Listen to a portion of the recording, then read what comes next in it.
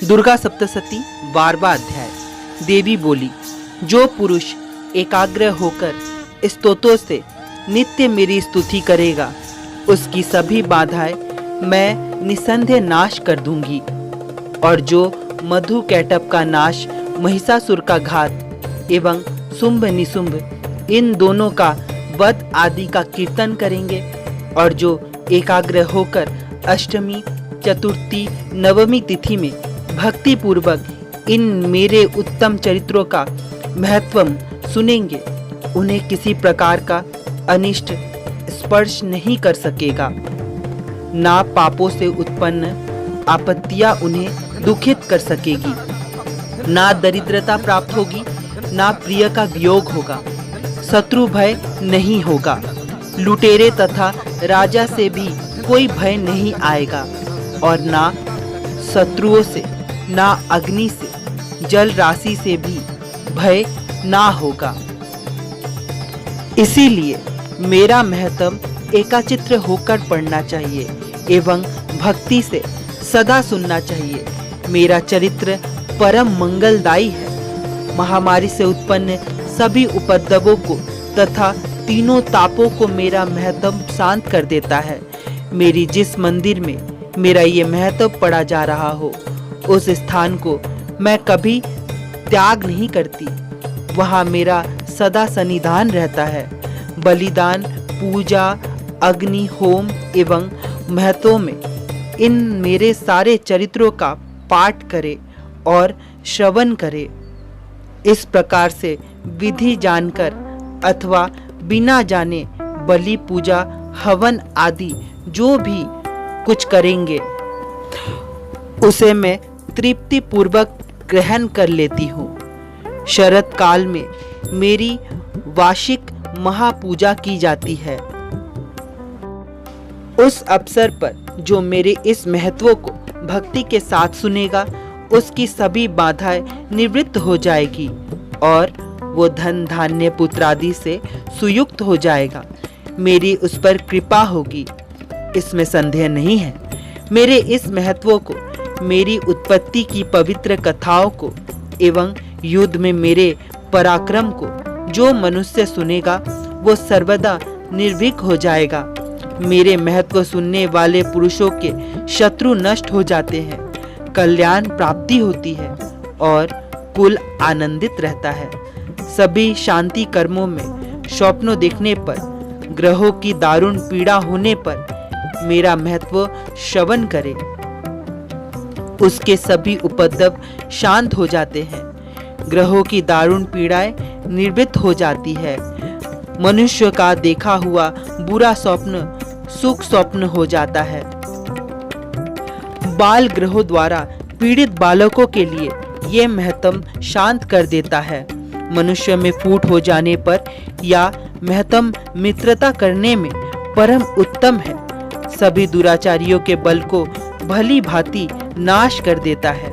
पढ़ने से भी राक्षस, भूत, पिशाच आदि का नाश हो जाता है और मेरा यहाँ सारा महत्व मेरी सन्निधि प्राप्त करा देता है। पशु, पुष्प, अर्घ, धूप, गंध तथा उत्तम दीपों द्वारा मेरे पूजन से, ब्राह्मणों को भोजन कराने से, होम से, प्रतिदिन के अभिषेक से और भी अनेक प्रकार के भोगों प्रसादों के नाम से वर्ष भर मेरे अर्पण करके आराधना करते हैं, उससे जो मुझे प्रसन्नता होती है, वही प्रसन्नता मेरे इस महत्व के एक बार सुनने से ही हो जाते हैं। इसके सुनते ही सभी पाप नष्ट हो जाते हैं, फिर आरोग्य प्राप्ति होती है। मेरी उत्पत्ति का कीर्तन तो सभी भूतों से रक्षा करता है। युद्ध में वर्णित मेरा जो चरित्र दुष्ट दैत्यों में नाश करने वाला है, उसे चरित्र के श्रवण करने पर प्राणी मात्र का वैराग्य से किसी प्रकार का भी भय नहीं रहता। हे देवगण, तुम लोगों ने जो मेरी स्तुति की है एवं ब्रह्म ऋषियों ने जो की है और ब्रह्मा ने जो की है, वे ही सभी मंगलमय बुद्धि देती है। वन में शून्य स्थान पर अथवा वन की अग्नि से घिरे जाने पर, शून्य स्थान में डाकुओं से घिरे जाने पर, शत्रुओं द्वारा पीड़ित हो जाने पर, वन में शेर, चीता एवं जंगली हाथियों के पीछे पड़ जाने पर, क्रोध में आकर राजा ने वध की आज्ञा दे दी हो, या कैद में पड़ गया हो, अथवा महासमुद्र में जहाज पर बैठ जाने के बाद भारी तूफान आ जाए, उससे जहाज डगमगाने लगे, ऐसे अक्सर घोर संग्राम में शस्त्रों का प्रहार होने पर लग जाए, सब प्रकार की बाधाएं पड़ रही हो, किसी महापीड़ा से व्याकुल हो, इस प्रकार का सभी घोर विपत्तियों से मेरे चरित्र का स्मरण करने वाला पुरुष का दुख छूट जाता है। मेरे प्रभाव से शेर आदि हिंसक, डाकू तथा शत्रु मेरे चरित्र के स्मरण करने वाले पुरुष से सभी दुख दूर भाग जाते हैं। ऋषि बोले। इतना कहकर भयंकर पराक्रम वाली भगवती चंडिका सभी देवताओं को देखते देखते वहां से अंतर्ध्यान हो गई। वे सभी देवता निर्भय होकर पहले के समान अपने अपने अधिकार प्राप्त करके, जिनके शत्रु नष्ट हो चुके थे, यज्ञ भागों के भोगा हुआ बाकी दैत्यों का हाल सुनिए।